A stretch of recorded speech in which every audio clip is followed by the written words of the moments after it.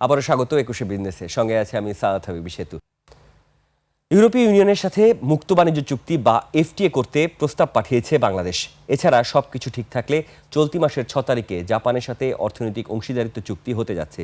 এদিকে ট্রাম্প ট্যারিফের ইস্যুতে আগামী ৯ ফেব্রুয়ারি মার্কিন যুক্তরাষ্ট্রের সাথে চুক্তি করতে যাচ্ছে বাংলাদেশ।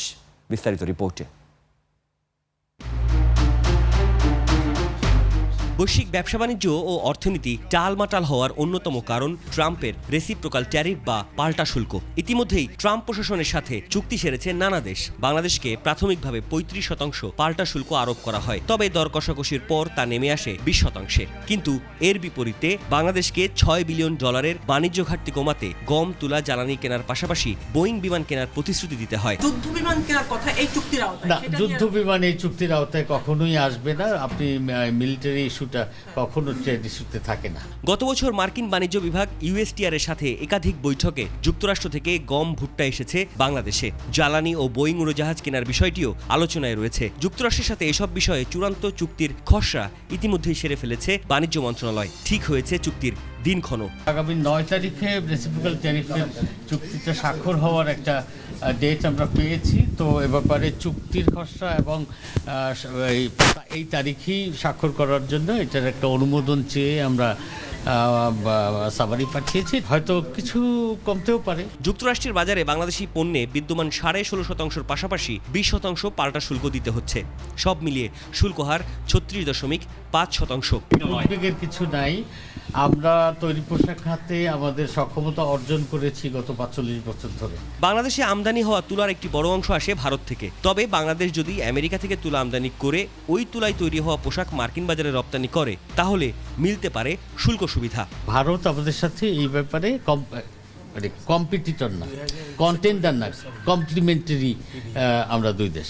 দেশের তৈরি পোশাকের 50%-এরও বেশি রপ্তানি হয় ইউরোপীয় ইউনিয়নের বাজারে। সাংবাদিকদের প্রশ্ন ছিল, ইউরোপের বাজার ধরতে বাংলাদেশও কি কোনো মুক্ত বাণিজ্য চুক্তির পথে হাঁটবে কিনা? হ্যাঁ, আমরা অনেকগুলো দেশের সাথে এফটিএ করছি এবং অন্যান্য যে সমস্ত মার্কেটে আমরা এখন শুল্কমুক্ত প্রবেশাধিকার পাই, সবগুলোর কাছে আমাদের প্রস্তাব প্রেরণ করা হয়েছে এবং আমরা সেখানে আলোচনা সহসাই শুরু করব। এদিকে ৬ ফেব্রুয়ারি জাপানের সাথে অর্থনৈতিক অংশীদারিত্ব চুক্তি স্বাক্ষর করতে পারে বাংলাদেশ।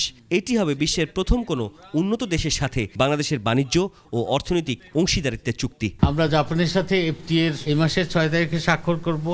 জানা যায়, ইউরোপীয় ইউনিয়নের সাথে মুক্ত বাণিজ্য চুক্তি বা এফটিএ করতে প্রস্তাব পাঠিয়েছে বাংলাদেশ। দ্রুতই ইইউর সাথে চুক্তি করতে চায় সরকার। সাদাত হাবিবি সেতু, ২১ টেলিভিশন, ঢাকা।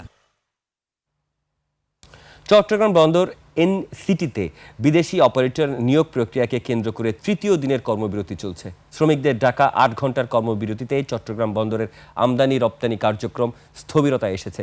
সকাল ৮টা থেকে বিকেল ৪টা পর্যন্ত এই কর্মবিরতি পালন করা হচ্ছে। শ্রমিক দলের অভিযোগ, বন্দরের নিজস্ব অর্থায়নে তৈরি স্বয়ংসম্পূর্ণ এনসিটি একটি লাভজনক টার্মিনাল।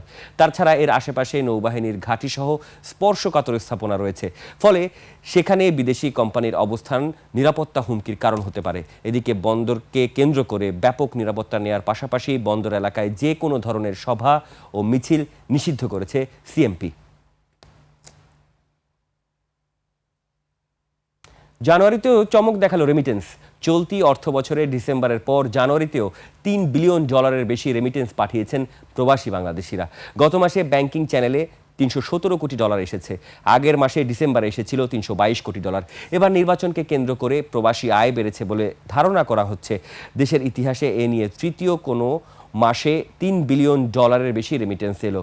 এর আগে গত বছরের রমজানে ও ঈদের মাস মার্চে $৩৩০ কোটি এসেছিল, যা এ যাবৎ কালের মধ্যে কোনো একক মাস হিসেবে সর্বোচ্চ। গত জানুয়ারি মাসে এই রেমিটেন্সের আগের বছরের একই মাসের তুলনায় ৪৫% বেশি। গত বছরের জানুয়ারিতে মোট $২১৮ কোটি পাঠিয়েছিলেন প্রবাসীরা। বাংলাদেশে ব্যাংকের তথ্য বলছে, ভোটের আগে প্রবাসী আয় বৃদ্ধির প্রভাব পড়েছে পুরো অর্থ বছরের রেমিটেন্সে। চলতি অর্থ বছরের 7 মাসে প্রবাসীরা মোট $১,৯৪৪ কোটি পাঠিয়েছেন। আগের অর্থ বছরের একই সময় এসেছিল $১,৫৯৬ কোটি। এ সময় রেমিটেন্স প্রবাহ বেড়েছে $৩৭৪ কোটি বা ২১.৭৬%।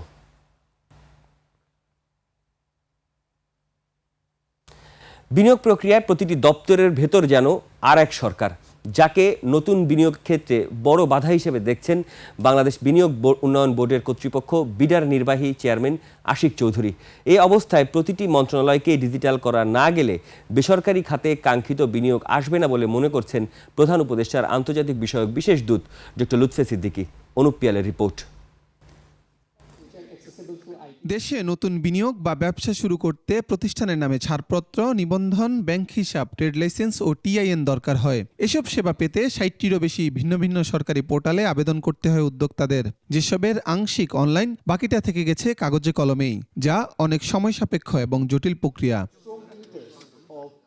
উদ্যোক্তাদের এমন জটিলতা থেকে মুক্তি দিতে সমন্বিত প্ল্যাটফর্ম বাংলাবীজের উদ্বোধন করেছে বাংলাদেশ বিনিয়োগ উন্নয়ন সংস্থা বিডা ও জাপান আন্তর্জাতিক সহযোগিতা সংস্থা জাইকা, যেখানে ব্যবসার লাইসেন্স ও অনুমতি পেতে সময় লাগবে মাত্র ৩ দিন। বেসরকারি খাতের বিনিয়োগ বাড়াতে সংস্থাগুলোকে এক দপ্তরে আনার বিকল্প নেই বলে মনে করেন প্রধান উপদেষ্টার আন্তর্জাতিক বিষয়ক বিশেষ দূত doctor Lutfe Siddiqui. Where you put the convenience and the experience of the user at the center of what we do. Macroeconomic level, we have no option. Private sector investment, private enterprise is the only way that we can make progress. অনুষ্ঠানে BIDA নির্বাহী chairman বলেন, নথিভিত্তিক জটিলতার কারণে ব্যবসায়ীদের মাসের পর মাস এক মন্ত্রণালয় থেকে আরেক মন্ত্রণালয়ে ঘুরতে হয়। এতে করে বাংলাদেশে বিনিয়োগে তাদের আগ্রহ কমে যায়।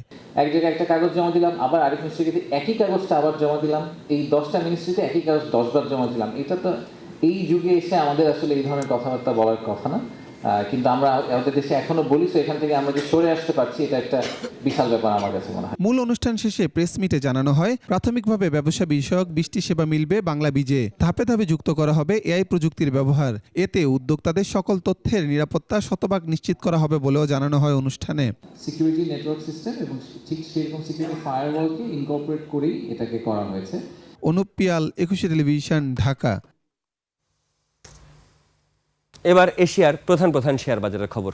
সূচকের নিম্নমুখী প্রবণতা দেখা যাচ্ছে এশিয়ার বেশিরভাগ পুঁজিবাজারে। জাপানের শেয়ার বাজার নিকির সূচক 525 পয়েন্ট কমে দাঁড়িয়েছে 52,797 পয়েন্ট কমেছে। হংকংয়ের শেয়ার বাজার হ্যাংসেংয়ের সূচক 787 পয়েন্ট কমে অবস্থান করছে 26,599 পয়েন্টে কমেছে। সিঙ্গাপুরের এসটিআই সূচক এটি 33 পয়েন্ট কমে অবস্থান করছে 4,871 পয়েন্টে। চীনের শেয়ার বাজার সাংহাই কম্পোজিট ইন্ডেক্স অবস্থান করছে 4,054 পয়েন্টে, যা আগের দিনের চেয়ে 63 পয়েন্ট কম। বোম্বে সেন্সেক্স 30 ইন্ডেক্সে দেখা যাচ্ছে ঊর্ধ্বমুখী প্রবণতায়। সেন্সেক্সের সূচক 37 পয়েন্ট বেড়ে অবস্থান করছে 80,760 পয়েন্টে কমেছে। থাইল্যান্ডের স্টক এক্সচেঞ্জের সূচক এটি 10 পয়েন্ট কমে অবস্থান করছে 1,315 পয়েন্টে। দর্শক, নিচ্ছে একটা ছোট্ট বিরতির পর ব্যবসা বাণিজ্য ও তৈরি পোশাক খাত নিয়ে আমরা কথা বলবো বিজিএমই এর পরিচালক ফয়সাল সামাদের সঙ্গে। ততক্ষণ নিশ্চয়ই সঙ্গে থাকবেন।